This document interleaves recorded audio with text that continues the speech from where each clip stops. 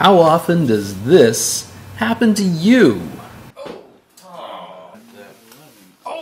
Far, far too often. 8 or 9 times between bathroom breaks. Infinity time. Again and again. In an endless loop of misery from which seemingly death is the only escape.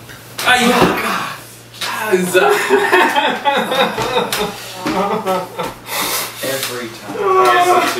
Here's the tissue. Thanks. We have to go on.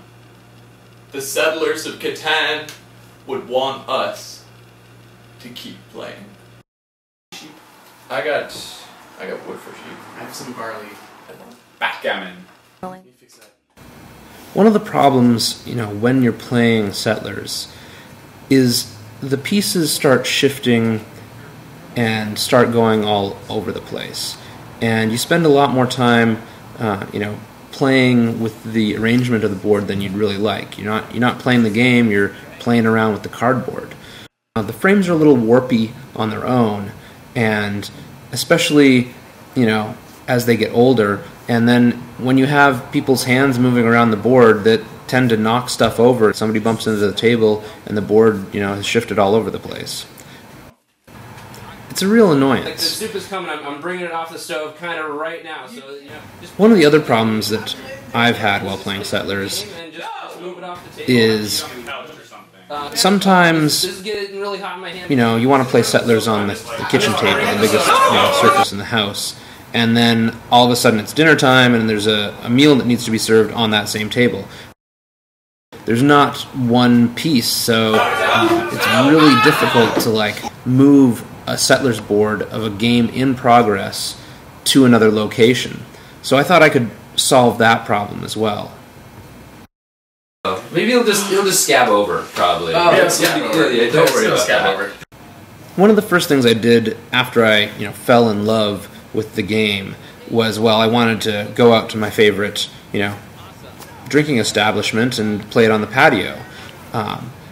I went out there and quickly realized that Settlers isn't really a game that can even be played on a patio table. Anything with an uneven surface is kind of disqualified from being able to play Settlers on. With the set that you get in the box, even worse is trying to take it out to, say, a picnic and play it on a soft surface like a blanket. While solving those problems, I really fell in love with the process of laser cutting. It's such an amazing, intricate medium. The quality of detail that you can get with laser cutting is beyond what any human can do. So the project evolved from just addressing the frustrations of playing to, oh my god, I'm going to make this into a work of art. And I really think that's what it's become. I've completed one prototype, and I love to look at this thing, either holding a piece in my hands real close or looking at it from a distance. It's just very pleasurable, and that's my measure of what art is. It's something I'm going to put on my wall. It's amazing.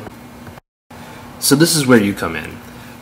I love this thing, and I want other people to experience the pleasure that I get from it as well. So I've started this Kickstarter campaign to hopefully get a bunch of these different boards made and into people's hands so that they can enjoy them the same way I do the prototype. So please check out the Boardcrafting page, tell your friends, if you have anybody in your life that loves board games, loves Settlers in particular, please help me get the word out.